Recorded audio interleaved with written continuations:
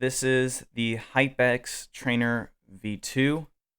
This review is sort of long over. Let's get started.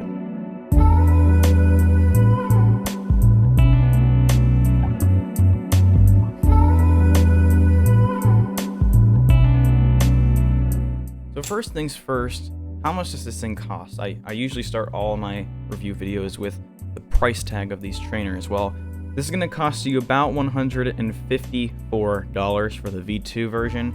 Of course, there are different anodizations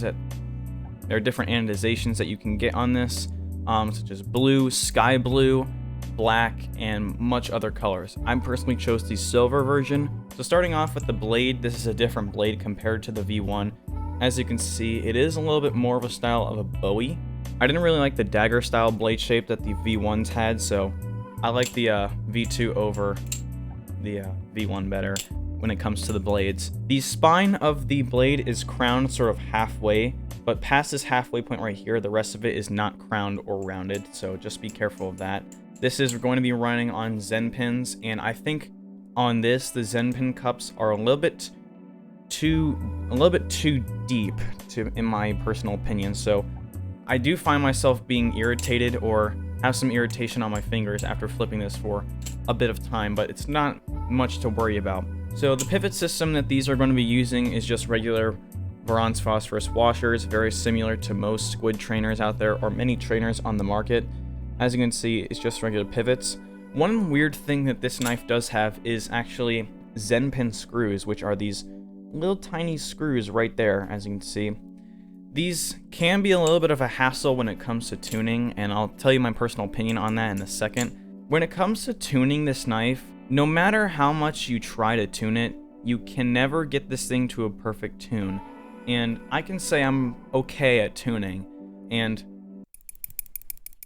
there still is a bit of tap. Now, when it comes to this knife, when you want that perfect ability to flip, you want that perfect swing that this thing has, you can't have no tap. Like, it's impossible to have no tap on this knife. Now, it's not improbable. I've seen people do it before. I've seen people do sound tests. For some apparent reason, I cannot get it. Maybe it's just the way it's designed. Maybe it's just how the knife operates. But you can't really tune it really great. I've heard some people say it's like a Benchmade 51 when it comes to tuning, but I don't have a Benchmade 51, so I really wouldn't know.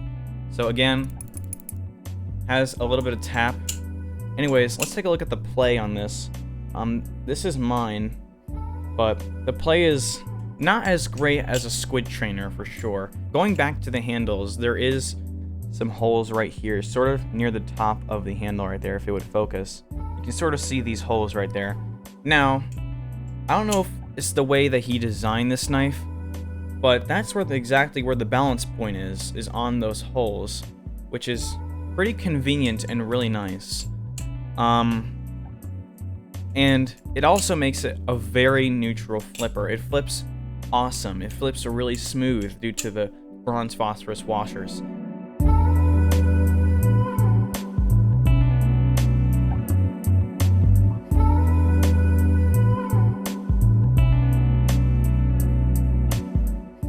It's a really, really nice flipper.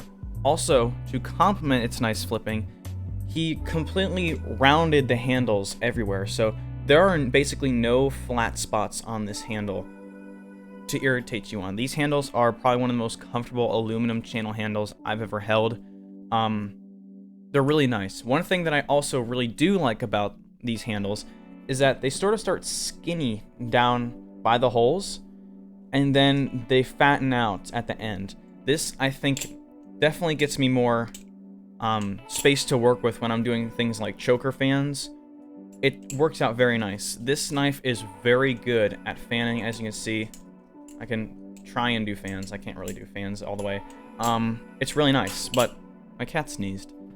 The rounding on the blade is not perfect. As I already told you, there is going to be some irritation. That's one thing I think he should improve. And another thing I think he should improve is, please put bushings in this knife. This knife deserves bushings and is crying out for bushings. I mean, you already have to go through the hassle of putting in Zen pin screws, which is something that I personally would not choose to put in my aluminum handle. knife, especially if it's a channel construction knife. But anyways, it flips really good. I love the Zen pins, they work great. Other than the tuning issues, this thing sounds awesome. I love the way it sounds. Its overall comfortability is amazing. Now, is it worth $154? No. It's worth $153.